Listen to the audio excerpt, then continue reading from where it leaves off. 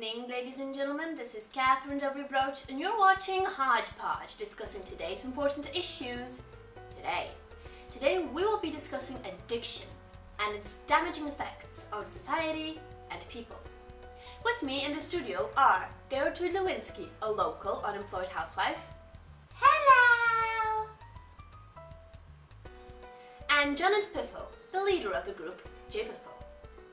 Piffle. Excuse me, girl, it's pronounced Jipiffle. The J-A is silent, so to speak. Yes, of course, the leader of the group, J. Piffle. Gertrude, this is your third time here on our show. Can you say you are addicted to it? No. Are you addicted to anything in particular? No. Miss Piffle, are you addicted to anything? I don't know, girl. I think I'm addicted to my music. And, I think I'm addicted to writing songs. But the problem is that I don't always have a piece of paper or a pen to write down my thoughts. So I frequently have to rely on mental notes. Mental notes? It goes like this. I think about a thing I have to remember very intensely. And I write it down in my mind. I write down every single letter, every comma, every period is very important. I write it in cursive, of course, because it makes it more pretty and it makes it more meticulous. But the only problem with these mental notes is that at some point, you don't seem to remember what you were thinking about in the first place? Girl, how'd you know that? Yeah, it sometimes happens that, I think of something, but once I'm done, I don't remember what I was thinking about in the first place. So these mental notes don't seem to make any sense. At some point, that is. But in other cases, in many cases, they work. But once I am done, and I realize that I forgot about something, I have this craving for a piece of chocolate because I get angry, and chocolate is the only candy that can calm me down. You don't happen to have any chocolate on you, do you? Because I would really like a bite right now. Girls?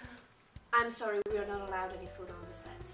Apparently there are people who have problems with compulsive eating.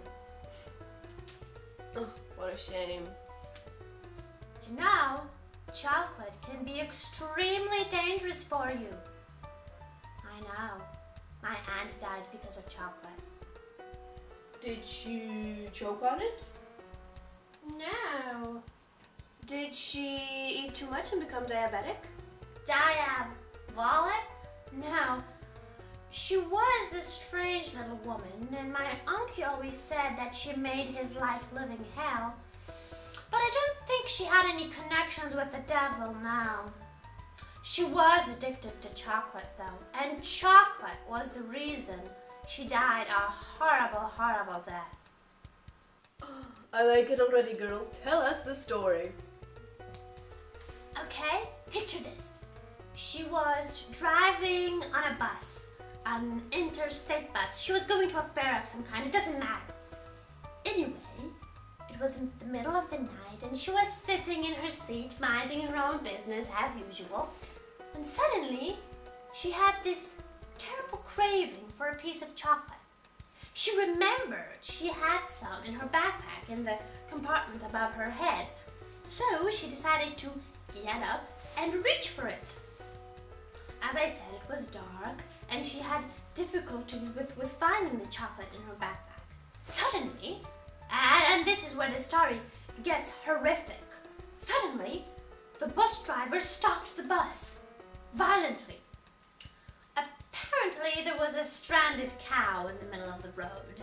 Anyway, because my aunt was standing and looking for that cursed piece of chocolate, she flew to the front of the bus violently, went through the window as if it was jello, and landed straight beside this poor little cow. Now, the cow was even more terrified than she was, So it started mooing and kicking. Unfortunately for my aunt, she was in a very close distance to one of the cow's hooves, and well, I don't think I need to tell you the rest of the story.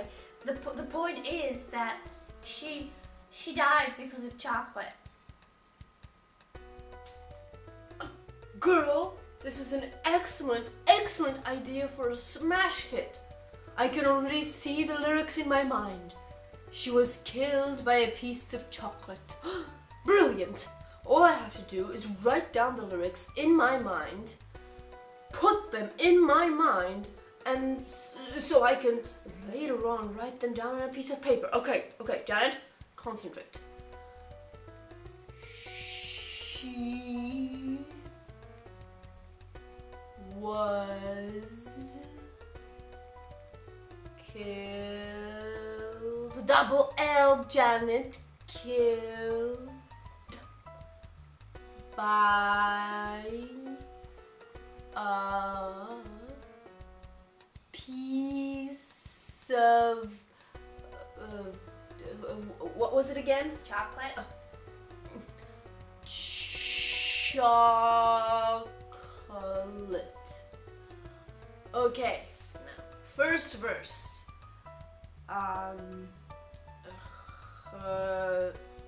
Miss Piffle, I'm afraid this would take a very long time if you were to write everything in your mind. Maybe I could be of some help, and I could offer you a pen and a piece of paper. Girl, that would be bitchin'. I would be grateful to the end of my life. You know what? I will dedicate this song to you. Well, it's not that I want you to die because of a piece of chocolate. It's not that. You know what I mean. I understand. Here you are. I'll write it right now. Just you wait. Gertrude, do you have any other fascinating stories for us? No, not really. My friend's neighbor, I think it was a neighbor, yeah, was devoured by a pack of wolves, and my great cousin was said to have eaten a mushroom because he thought it was a cupcake. But they're not relative to the story in any way. So we have discussed addiction and its damaging effect on society and people. Why don't we now discuss ways of conquering it, destroying it, maybe a means of controlling it? Miss Piffle?